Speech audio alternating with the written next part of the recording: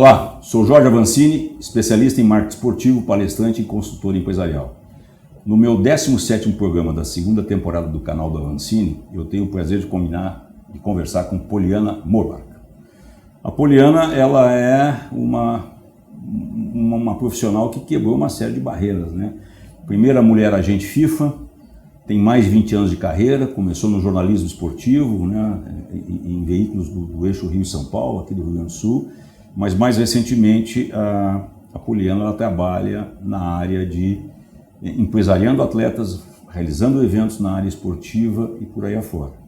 Então, Poliana, vamos lá, começa pela tua história. Como é que tu chegou nessa coisa aí de vir para o marketing esportivo? Sim, para o marketing esportivo foi com a televisão mesmo, porque quando eu comecei na TV para a parte de esportes, foi uma alegria para mim ter recebido o convite, porque todo mundo falava que eu tinha a cara do esporte, eu estava no lugar errado, eu estava mais na parte de entretenimento. E aí foi difícil começar no jornalismo esportivo, ainda mais em bancada de jornalismo, né? Porque eu comecei primeiro como apresentadora na bancada junto com o Chico Lang, que infelizmente nós perdemos ele há pouco tempo. E tinha um certo preconceito, mas dali eu consegui vingar o preconceito e entrar então para o marketing esportivo. Que também não é fácil, mas graças ao relacionamento que eu consegui na televisão, por meio da televisão, aí as coisas começaram a engrenar com muita insistência e com bastante perseverança. Mas, mesmo você estando ali, até vir o reconhecimento é difícil, né? Porque eu tive a sorte, se é que dá para dizer sorte, de ter persistido e ter conseguido trabalhar com grandes nomes do futebol. Isso também me trouxe um know-how, uma experiência para conseguir abrir as portas através dos nomes que se agregavam a mim, né? Legal. Me diz uma coisa, tu fosses, né, nessa tua migração do jornalismo esportivo e indo para o lado, vamos dizer, de empreendedora, né? Tu fosse a primeira agente FIFA mulher no Brasil ou na América Latina? Que eu sei... No Brasil, com certeza. No Brasil, certo. Não tenho bem certeza, porque algumas não tinha registro, então... Sabe que hoje eu comentava em casa, antes de vir aqui para o estúdio para gravar contigo, que eu ia te entrevistar, comecei a contar com a minha esposa da tua história, ela perguntou o que é um agente FIFA. Sim. Explica para o nosso público, aí provavelmente muitos não sabem o que é a figura de um agente FIFA. Isso. E aí vem logo depois a outra pergunta, como é que é uma mulher transitar num ambiente que é eminentemente masculino. No meio. Né? No meio masculino, quer dizer, tu deve ter um monte de história para contar pra gente. Sim, história que não que é agente FIFA? Agente FIFA, então assim, a gente cuida da carreira do atleta desde o primeiro contrato, se for, vamos supor, acompanhando a carreira toda, né? Cuida do primeiro contrato do atleta, faz a gestão da carreira dele e cuida dos próximos contratos, que é a transferência de um clube para o outro. Então seria um empresário, papel de empresário, é o mais conhecido pelo público. Só que hoje o termo agente já houve uma transição para intermediário. Então o intermediário, o que ele faz? Ele intermedia literalmente o atleta de um clube para o outro. Então, vamos supor, tirar do Internacional para levar para um Real Madrid, essa intermediação de um clube, ou pode ser de um clube interno também para outro, né? Não tem essa questão de problema. Mas é uma questão interessante porque as pessoas realmente não entendem o que o agente faz. Então ele pode fazer desde uma gestão completa que inclui o marketing esportivo, ou ele pode fazer somente a intermediação e ganhar comissão por isso. E de repente nem tem um relacionamento mútuo com o atleta, pode ser só realmente com os clubes. Que na realidade também não necessariamente tu pega já o atleta formado, tu pode estar pegando ele lá em formação, ele ainda é garoto com 12, 13 anos. Exatamente. É isso? E aí tu vai cuidando mais. Tu não faz mais? Eu não faço mais, eu já fiz, trabalhei com muito, eu tinha mais de 40 atletas na base, peguei uma época muito boa de base, assim, de meninos muito bons, que estouraram, um deles que todo mundo conhece, a minha história com o Ricardo Goulart, né, que cuidei dele. O Ricardo passou a tua mão? Sim, o Ricardo foi a primeira empresária, cuidei dele 7 anos. E ele ainda é garoto? Isso, muito. Hoje está no...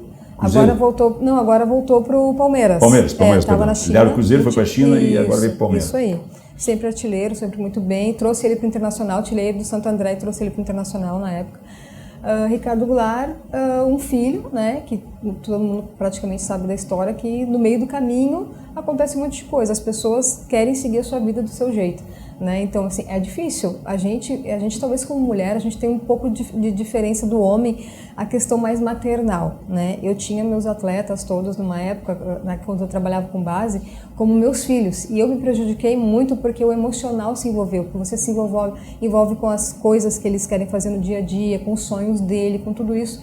E a gente se desgasta muito e daqui a pouco perde esse atleta por causa de um dinheiro, alguma coisa assim que alguém dá a mais, né? Uma questão. Sabe o que eu costumo dizer, né, Poliana? As pessoas não têm noção, porque quando tu vê já um jogador de sucesso, quando ele já explodiu, as pessoas não viram todas as etapas e tudo que ele passou, a família passou até ele chegar, mesmo que ele tenha surgido com uma tenra-idade, 17, 18 anos, né? E na realidade tu tem um caminho longo, e muitos desses garotos vêm de famílias humildes, de famílias pobres, né? Que tu tem que percorrer de concentração, abrindo mão de uma série de coisas, né? Então, eu imagino que tu deve ter vivido assim diferentes experiências, né? Com diferentes atletas e tendo que gerenciar, porque muitas vezes a família te entrega a vocês a responsabilidade de criar o filho, né? É isso mesmo? É exatamente isso. Muitos querem se envolver demais a ponto de atrapalhar. E muitos nem, não, é teu filho, entendeu? Te vira. Então, assim, aí sobrecarrega pra gente como profissional, porque a gente não pode tomar conta do cachorro, a gente sempre fala do cachorro, periquito, papagaio. Não tem como. O negócio é campo, né? O extra deveria ser por conta da família, de disciplina. O esporte, já como um contexto de esporte, já trazer essa disciplina. Só que o futebol brasileiro tem aquela coisa ainda da manha brasileira e tal. Mais maternalista. Isso. E isso atrapalha muito o profissionalismo do esporte. Mas, enfim... Pois é, e aí pegando esse gancho, né, um ambiente reconhecidamente masculino, embora hoje já tenha pessoas como tu aí atuando, né, na área de nutrição, de psicologia, mas até 10, 15 anos atrás praticamente não existia nada. Não existia. Como é que foi tu quebrar uma barreira, tu já entrar no segmento esportivo e ainda tu ser uma agente que, vamos usar para o pessoal entender, seria né, relacionado como uma empresária de jogador. Né? Como é que tu conviver nisso num ambiente que eu considero hostil? Sim. Seria isso? Poderiam dizer isso? Pode ser. E como é que foi? Os primeiros anos, assim, talvez os primeiros 2 anos foram os mais difíceis, por quê? Uma coisa é você chegar num campo, como eu era jornalista, né, eu fazia a bancada e as reportagens externas, então uma coisa é chegar com o microfone, cameraman e tal, a equipe toda de reportagem para estar à beira do campo e entrevistar um atleta. Outra coisa é eu estar no mesmo lugar, sem equipe, nada, sem crachá de representante de emissora, e ter que abordar algum atleta ou falar com alguém, né, e estar ali ou simplesmente assistindo um treino. As pessoas te chamam de tudo, de Maria Chuteira, de todos os nomes que a gente pode imaginar. Por ser gaúcha ainda e estar nesse momento em São Paulo, foi um preconceito maior ainda, porque daí fala, essa loira aí, essa gaúcha veio fazer o que aqui em São Paulo, e aquelas coisas todas que a gente já sabe. Realmente existe um preconceito. Inclusive essa semana tinha uma reportagem o Globo Esporte estava dando, a Bárbara, que é a apresentadora oficial agora, né, não é do Globo Esporte, é do Esporte Espetacular, ela até chorou no ar, porque ela disse, a gente só quer o nosso espaço. Ela falou, eu prometi que eu não ia chorar, mas eu estou aqui ao vivo chorando porque eu não aguento mais esse tipo de coisa. Então realmente existe. E os 2 primeiros anos da minha carreira como agente intermediária, era complicado porque as pessoas, eu marcava as reuniões e elas achavam que eu era, os donos de clube, praticamente, que se diz assim, porque alguns presidentes são donos de clube, né? Eles achavam que eu era secretária dos agentes. Que viria uma outra pessoa, tu estaria abrindo sua porta e marcando e tal. Especialmente clubes do interior, né? Que a gente conseguia mexer bastante atletas e conseguia colocar bastante atletas nos clubes do interior pela facilidade de não ser um São Paulo capital da vida. As pessoas achavam então que eu era só secretária, e quando eu chegava na hora da negociação, que eu chegava para negociar, era muito complicado. Eu cheguei assim a ponto de um cara do interior de São Paulo levantar, o presidente do clube levantou da mesa e falou, com mulher eu não trato. Tá brincando. Nós estamos falando agora, isso em pleno século XXI. Exatamente. E aí eu tive que voltar lá, porque realmente o atleta já tinha sido aprovado, já estava ok, o contrato já estava em andamento e eu não poderia prejudicar a carreira do atleta. Então eu tive que voltar lá com o advogado e ficar sem me manifestar. E o advogado sendo teu interlocutor. Exatamente, para que o contrato do menino acontecesse, para que ele não fosse prejudicado. Foi uma vergonha, assim, eu até dei uma reportagem uma vez assim, muito grande para uma revista exterior, dizendo isso, né, a minha humilhação, eu me senti muito humilhada, porque simplesmente porque eu era mulher, né? Depois também aconteceu isso no clube grande, eu vou falar, Corinthians, aconteceu isso, fui muito humilhada, né, pelo presidente da época, que se dizia, assim, um conhecido, amigo, né? E fui muito humilhada também por ele, assim, porque falou que não trataria nada comigo, por eu ser mulher. Então, assim, existe isso, né? Claro, aí depois você vai conquistando mais espaço, as pessoas vão te respeitando mais, as coisas vão mudando. Conquistando a confiança do dirigente. Exatamente. E também as pessoas que te servem, eu sempre falo, as pessoas sempre perguntam assim, mas qual que é a chave do negócio? Como é que tu conseguiu ser agente? O negócio é relacionamento. Porque tu vai estudar um monte, não vai te... Claro, a gente tem que estudar, a gente tem que estar sempre bem informada, mas o negócio de ter pessoas bacanas do teu lado, que vão te apoiar, como o caso que eu represento hoje, né, junto com meu esposo, hoje, os campeões mundiais. Deixa eu te perguntar, quem é que tu traz hoje no teu portfólio de clientes? De grandes atletas, a gente tem... de atletas que já têm um certo conhecimento, tu está cuidando de quem hoje? Sim, a gente está fazendo uma etapa diferente agora da empresa. Os grandes nomes do futebol brasileiro que não estão mais em campo, que são os campeões mundiais, nós temos a representação de praticamente todos, porque são pessoas que eu já trabalhei muito tempo. Que já te conhecem. Que já me conhecem, então a gente renovou essas autorizações, estamos com eles de novo, porque eu fiquei um tempo afastada, né, por causa de enfermidade, por causa do futebol, né, fiquei muito enferma, da pressão, muito desgaste, eu fiquei 10 anos sem dormir. E eu conto isso para as pessoas, pensam, como assim? Eu falei, futebol me trouxe, claro, a bênção, né, de poder estar ali, de ter um know-how, de ser capa de uma revista, de conhecer futebol, lugares, de conhecer... exatamente, viajar o mundo inteiro, de mexer com coisas que, muitos valores que se falam no futebol, as pessoas nunca viram na vida, né? Mas, em compensação, a contrapartida é que se eu continuasse no ritmo que eu estava, eu já nem aqui mais estava. Então eu tive que parar com tudo, deletar o futebol da minha vida durante anos. Foi quase 5 anos que eu fiquei fora, para eu conseguir recuperar minha saúde. Então por isso que eu falo, eu resgatei os campeões mundiais agora de novo, a gente está colocando então a parte de eventos em atividade de novo, que é palestra, presença, autógrafo, Instagram, qualquer coisa que seja. Na verdade são atletas já aposentados, isso, mas que têm outras atividades. Exatamente. Como agora, né, o Tinga virou palestrante isso, e tantos outros, né? É esse tipo de negócio, exatamente. Dá uma continuidade na carreira isso, dele, né? Exatamente. Legal. E aí os outros, eu estou fazendo bem a parte de intermediação. Como eu conheço o mercado internacional de clubes aí, então eu recebo os pedidos, eu preciso de um jogador tal. Eu não tenho mais o acesso direto ao atleta. Salvo 3 atletas que são apostas nossas, que estão no futebol capixaba, que é um futebol interessantíssimo, que não é valorizado e a gente não tem tradição, apesar de que os meninos estão ali com, claro, aquela coisa praiana de estarem ali com a bola no pé, né? São muito habilidosos, só que para tirar eles do estado tá dificílimo. Então a gente está agora assim, por quê? Engajado. Por questões porque não tem mídia, não tem pessoas de bom relacionamento do mercado. Já perceba nele um futuro talento e eu quero levar para desenvolver. Para tirar eles de lá. Então a gente tem tentado tirar eles de lá, mas é um preconceito, assim, a gente já tentou assim, mais de 50 clubes e as pessoas falam, não, bacana, não, vamos ver, entendeu? E essa é a realidade. Para mim é duro contar isso porque a gente sabe o potencial dos meninos. E é só nesses 3, eu não tenho outros novos talentos que a gente está apostando aí, a gente não tem isso. A gente tem esses 3. E pegando esse teu exemplo, né? E tu cobriu a Copa do Mundo, tu é uma pessoa que tem uma vivência incrível fora do Brasil também. Lá fora também é igual? Vamos pegar esse garoto lá do Espírito Santo que tu não consegue colocar uma oportunidade aqui num time brasileiro, mas ele é um futuro promissor jogador. Tu tens essa dificuldade também no mercado asiático, europeu? Não, aí depende sim. Se eu estivesse lá agora, a gente consegue mexer lá dentro, porque as pessoas são mais corretas em termos de... Não tem tanto, quanto que tu vai me dar por isso, entendeu? Mas e aí, qual que é o esquema desse jogador? Já vem assim as perguntas, né? Então, assim, lá não tem tanto esquema. Então, se eu estivesse lá agora, provavelmente eu conseguiria colocar algum menino lá. Estando aqui no Brasil, para levar para fora, aí tem todo o passaporte estrangeiro, né? Passaporte comunitário, né? Que precisaria ter dos meninos, precisaria ter um super vídeo bom, porque aqui no Brasil, ainda que se você tem uma moral, você consegue dizer assim, pode confiar que os meninos, eu estou dizendo que é bom. Vai dar certo. Vai dar certo. né? Agora, aí a nossa dificuldade não é nem dizer a nossa palavra, não é a nossa palavra que não está valendo, é o que acontece que o futebol capixaba mesmo que está complicado.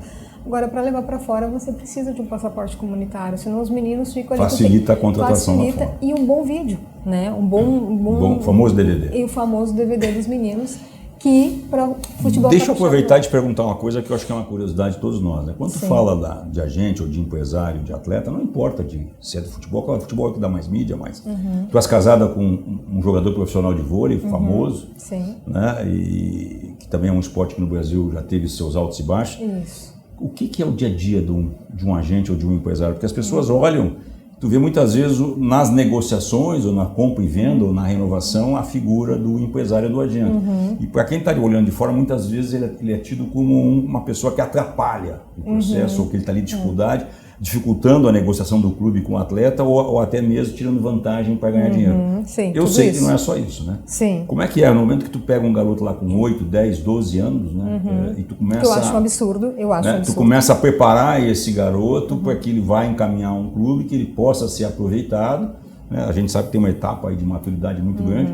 E o que é o dia a dia de um empresário? Quer dizer, é simplesmente fazer, conseguir um bom clube e transacionar, ou tu te envolve com a questão de formação, alimentação, onde é que ele vai morar, né? Cuidados para que, como a gente falou, de repente a família está lá na Amazônia e te coloca a confiança num garoto que vem aqui no Rio Grande do Sul.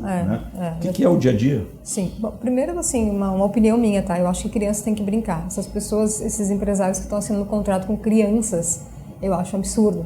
Deixa a criança brincar, deixa ele jogar bola, deixa o lúdico fluir, né? Isso, deixa ele ver se é isso mesmo, deixa ele pegar corpo, deixa ele ver se, sabe, ali 15, 16 anos, ok, vamos ver, tá, agora tá legal, agora tá indo bem, então vamos cuidar desse menino. E aí já pode ser feito o primeiro contrato a partir dos 16 anos, que aí é outra coisa.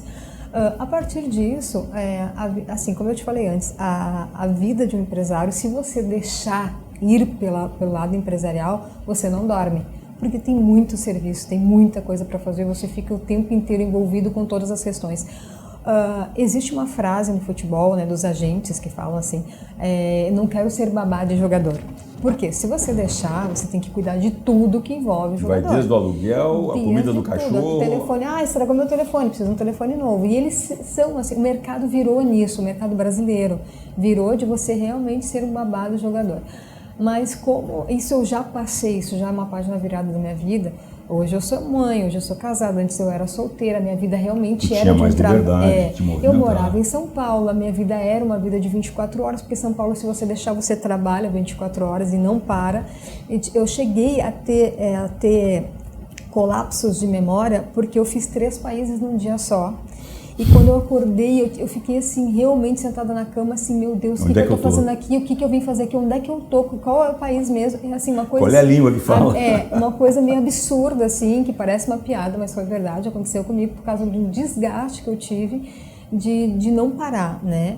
Então, hoje não, hoje a minha vida é mais tranquila, hoje eu não sou mais babá de jogador, hoje eu tenho, como eu falei, esses meninos e a gente tem essa intermediação que não me toma meu tempo. Olha, eu tenho aqui um negócio, rola, é isso aqui mesmo, não fica mais perdendo tanto tempo, sabe? Agora, claro, a gente precisa fazer alguns projetos na parte de marketing, né? Vamos lançar tal marca, vamos fazer tal negócio, que legal, que jogador que encaixa aqui, ou não é jogador de futebol, é voleibol, ou é que basquete. Então a gente, claro, cria muitos projetos, apresenta para as empresas, a gente recebe retornos, a gente recebe muita consulta. Então isso toma um tempo. Mas eu consigo ser mãe, eu consigo ser esposa. Mais qualidade de vida. Mais qualidade de vida. E é isso que eu quero. E a opção de voltar para o Rio Grande do Sul foi tua em função de todo esse processo que tu passou de desgaste. Exatamente. Voltar para a tua base, né? Voltar tu és gaúcha. Sim, sou né? gaúcha. E aí tentar de se reconstruir, seria isso? É mais ou menos isso. Por quê? Realmente, qualidade de vida, que é essencial. Agora, para mim, eu fiz 40 anos, então acho que assim, a gente tem que começar a mudar a mente, né? Já passou o oba-oba, que legal, viajar o mundo inteiro, né? O oba-oba do esporte já passou. Agora, se a gente fica em São Paulo como mulher, Avancini, tu não tem noção as coisas que eu passei como mulher. Eu sofri muitas tentativas de sequestro. quase me mataram. Tá brincando? Porque eu era... Mas isso no dia a dia normal no dia a dia do trabalho da cidade, com o futebol, ou em função do teu trabalho? Do meu trabalho, surgiu pelas pessoas que eu representava muitos nomes fortes, muitas pessoas muito importantes do futebol que andavam, atletas, assim, jogadores dos seus clubes que andavam com muita segurança por causa do nome que estava, e eu não andava com segurança. Então chegou um ponto, assim, se eu não andasse mais com segurança, eu ia ser morta, porque tinha pessoas do meio... eu estava falando com o Gilson esses dias, as pessoas do meio que se tinham como minhas concorrentes pensavam assim, mas por que ela conseguiu e eu não? Consegui. Eu tinha coisa assim, Avancini, que era muito fácil em São Paulo, pelo trabalho que a gente faz, e não é uma conquista que é assim, não é assim, é muito trabalho envolvido, que tinha uma época que a Puma, a Adidas e todas as marcas esportivas, elas forneciam material para jogadores. Eu conheço bem como é que é. Isso. Alguns ganham dinheiro, outros não ganham nada. Isso, ganha exatamente. só o material. Só que quem negocia normalmente são os agentes. E o que acontecia comigo em específico, e eu nunca precisei sair com ninguém para ter isso, eu deixo isso bem claro, porque as pessoas falam, saiu com o ciclano para ter isso. Então, assim, isso é um absurdo. Eu conseguia muito material esportivo e eu tinha estoques na minha casa para dar até para atletas de base, atletas que estavam começando, porque os seus empresários deixavam os meninos na mão, assinavam o contrato e some. Aí depois, se o menino estourar, é meu jogador, se não for. Então o menino não tinha uma chuteira para usar, muitas vezes passava frio em concentração, não tinha um cobertor, eu tinha que levar, porque me pediam, Poli, será que tu consegue? Porque me falaram que tu já deu pro fulano, tu pode dar para mim também? Eu tinha esse estoque. Aí vinha o pessoal de fora e achava que, tipo, como é que ela tem? E a gente não tem, sabe? A gente está falando aí de nomes, de know-how, assim, no mercado, entendeu? De pessoas, assim, de grandes nomes de agentes que eu sei que mandavam me perseguir para me matar. Então foi um tempo muito ruim e eu realmente tive que sair de São Paulo pelas essas duas questões, questão de segurança e questão de saúde, porque aí você remete a tua questão de trabalhar muito e ainda correr risco de vida, sabe? Então, assim, foi um tempo muito difícil. E era muito estranho pensar assim, eu sou mulher e os caras não me respeitam por nada e ainda querem me matar.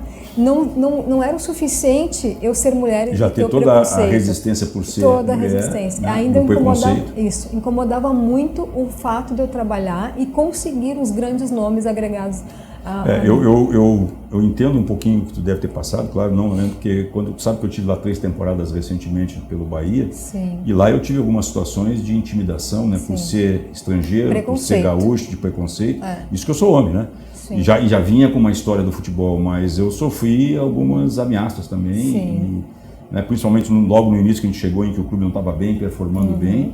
E entendo, eu imagino no teu caso, mexendo com um jogador e mexendo com muitos interesses, essa é a realidade. O preconceito infelizmente existe em todos os campos, existe com negros, existe com você, existe comigo, não é só com mulher, né? Agora, o que realmente me deixava assim muito indignada era o fato de eles não se sensibilizarem de eu ser uma mulher de fora que estava ali só trabalhando. Sim, tentando ganhar seu espaço de forma honesta e não, fazendo um trabalho diferenciado. Era de todos os lados bombardeada para que me derrubassem feio. Assim, chegaram uma vez a ligar para o Ricardo Goulart e dizerem para ele que se ele não saísse de mim, eles iam atropelar ele. Nós vamos passar com um carro para cima de ti se não largar dessa mulher. Só que era uma grande empresa de agenciamento de atletas que fez isso, entendeu? E ele se sentiu muito ameaçado, ele ficou com muito medo. Sim, garoto, né? Jovem ainda, começando a carreira. Então, assim, igual a essa situação, eu teria, assim, horas para te contar muitas coisas aqui. Então, infelizmente, isso existe e muito forte. Deixa eu te fazer uma pergunta que é uma curiosidade minha, né? Eu, assim como tu, já estou aí há 20 anos militando no futebol, fui dirigente, fui executivo, né? Sim. Por que o jogador, quando ele sai daqui e vai para um país diferente, como a Europa, enfim, outro lugar, por que lá ele consegue assumir um comportamento do que aqui ele não tem? Por exemplo, a minha grande dificuldade como gestor de marketing era que o cara cumprisse o contrato, usasse o material do patrocinador do clube, né, que ele na viagem não viesse com a bolsa de marca e sim a bolsa. Né, o próprio clube acaba passando a mão por cima e quando tu vê esse mesmo atleta que aqui tu tinha uma série de dificuldades, quando ele vai para um clube europeu ou até mesmo na Ásia, ele cumpre tudo aquilo que está no contrato. Onde é que está o erro disso? Ou por que no Brasil a gente não consegue, como a gente vê nos clubes europeus, principalmente, o jogador está ali atrelado aos objetivos do clube, né? Cumprindo o compromisso com os patrocinadores do clube, com quem paga o salário. Onde é que está essa fórmula? E que esse mesmo cara que um dia hoje aqui ele não cumpre, e amanhã ele foi para lá e ele começa a cumprir. Sim. Onde é que está o furo da bala aí? Isso é uma pergunta maravilhosa, assim, porque eu sempre questionei isso. O meu ponto de vista é o seguinte: aqui é a boleiragem. Porque é diferente de você ser jogador e você ser atleta. O atleta é disciplinado, o atleta ele tem horário, o atleta tem bom comportamento, ele honra as marcas que investem na imagem dele. O jogador, ele não tá nem aí, ele tá aqui na boleiragem, ele tá aqui no dia de, vou fazer o que eu quero e tal, se ferra o contrato e tal, entendeu? Então, isso é muito forte no Brasil. E aí você vai lá na base, e o que a base faz? A base se espelha nos jogadores profissionais. Não, eles são, é uma cópia. Se tu olhar, ele é um atleta profissional pequenininho. Exatamente. Né? Já está moldado, até o perfume é igual. Até o perfume é igual. É o mesmo. Aí tu fala, como é que o menino está ganhando R$500 aqui? Eu nem sei se já está ganhando isso, mas já consegue ter aquele padrão de vida ali, porque ele se acha já que é aquilo ali, né? Então, assim, infelizmente, é o sistema do mercado do futebol que virou essa confusão, aí, essa bagunça de ninguém, acho que é um desrespeito ao próprio esporte, futebol, que é o futebol é tão bonito, é um esporte tão belo, né, uma coisa que poderia agregar muito, assim, e virou uma bagunça. E lá fora tem disciplina, é cobrado, exigido, então tu vem pra cá, mas essas aqui são as normas, e lá as exigências, elas são cumpridas. Aqui, tudo bem, deixa passar, né, e lá não. Então o atleta, quando ele sai, se ele não sai consciente disso, ele vai ter que se obrigar a se conscientizar disso lá fora, né. E aí é mais fácil ou tem que também ir na base de botar na cabeça? Então, aí é que tá. Aí tem muitos que não dão certo, aí não jogam, aí vão pro banco, aí entra em depressão. Eu conheci muitos atletas, que inclusive hoje até já estão de volta aqui, não aguentaram neve, não aguentaram frio, não aguentaram a coisa de ficar longe de um sambinha, no pagode, não aguentaram a falta da família por perto, porque o jogador... Dos amigos do pagode? Normalmente o jogador tem muita gente ao redor, assim, né, e eu acho que isso é muito complicado. Eu acho que se eles fossem, assim, não é questão de não ser família, não é isso, mas eu acho que, assim, é ser mais atleta, sabe, não depender tanto do diz que me diz, do boleirão que tá do lado de pendurado e tal, entendeu? Eu acho que ia funcionar mais. Mas isso é uma questão que, assim, a gente teria que, assim, realmente reestruturar tudo e não sei nem por onde começar, porque a bagunça é geral, né? Então. Poliana, estamos chegando no final do programa, passa rápido, né? Passa Teria aqui rápido. História para vários programas, vamos voltar. Mas eu tenho como costume no fechamento do programa, né, que o meu entrevistado deixa uma mensagem, né? E eu acho que tu traz uma história fantástica, né, do que eu conheço, do que te ouvindo. Dá para escrever alguns livros, né? Sim. Que mensagem tu deixaria para essa geração que está vindo depois de nós, essas meninas aí ou as mulheres já que estão querendo vir para o marketing esportivo? Quer dizer, hoje a mulher está mais presente nos estádios, não é em todo lugar. Né? Por incrível que pareça, o Rio Grande do Sul até tem uma presença forte da mulher já como torcedora, já participando de conselho, de clube, participando de diretoria. Mas enfim, qual seria a tua mensagem para essa turma, né? E que tu deixa para que consiga de alguma maneira evitar de passar coisas que tu passou, se talvez na época tu tivesse alguém te ajudando, te orientando ou te passando já a sua experiência, talvez o teu caminho teria sido muito mais fácil, vamos dizer assim, né? Até porque no início da minha carreira eu olhava assim para algumas coisas e falava assim, isso eu não quero ser, isso eu não quero ser, isso eu não quero fazer. Então eu aprendi mais com o que eu não queria do que com o que eu queria. Mas eu acho que assim, para uma mensagem final, assim, eu fico hoje muito grata com muitas pessoas que me procuram através de Instagram, de redes sociais e tal, pedindo o que tu fez, né, para virar uma agente, como é que eu também quero ser, eu tô com os meninos aqui, mas eu sou mulher e eu não consigo. Assim, a base de tudo isso, é claro, voltando ao que eu disse antes, é o relacionamento.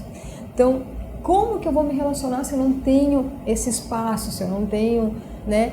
E aí eu acho que vai assim, muito de realmente como a pessoa vai se apresentar aos clubes, como é que ela vai chegar. É difícil. Eu não tenho, muitas vezes eu não tenho muito argumento para dar para essas pessoas, porque o meu relacionamento foi difícil. Eu vim do jornalismo, eu já tinha muitas pessoas ali. Conhecia muita gente. Como é que o modelo funcionava, exato, né, as estava regras. envolvida com o futebol. Então, dali eu migrei para um outro setor. Agora, é difícil começar do zero. Eu não digo para ninguém, para nenhuma mulher hoje que é fácil, mas tente, invista na sua vida, no seu, né? Eu acho que precisa, no seu sonho. Precisa perseverar, porque a gente tem espaço, as coisas estão se abrindo, tem melhorado, está melhorando, eu tenho fé nisso, né? Então, assim, é isso. E eu agradeço as pessoas que me procuram, sabe? Porque realmente a gente sabe que talvez, assim, no fundo lá elas já passaram por todos os homens do futebol aí, que são agentes e que tiveram ilusões e tal. Aí eles olham pra mim, a Poli é cristã, a Poli é mulher, quem sabe ela é meu Deus, né? Então eu recebo muito assim, tu é minha última esperança. Eu não posso ser a última esperança, porque eu não consigo atender essas pessoas, né? Mas eu realmente torço para que as coisas mudem e sejam melhores. Assim, legal. Né? Poliana. Tá. Obrigado. Obrigada. Adorei, vamos também voltar. Adorei. E se você gostou também dessa entrevista com a Poliana Mobarak, agente FIFA, empresária, né, mais de 20 anos no esporte, curta a rede as redes do Avancini, compartilhe com seus amigos e dê o like aqui, né? Pessoal, mais uma vez, muito obrigado pela audiência. Esse é o 17º programa da segunda temporada do canal do Avancini, onde a gente conversou com a Poliana Mobarak sobre a mulher no mercado esportivo. Valeu, pessoal. Até a próxima.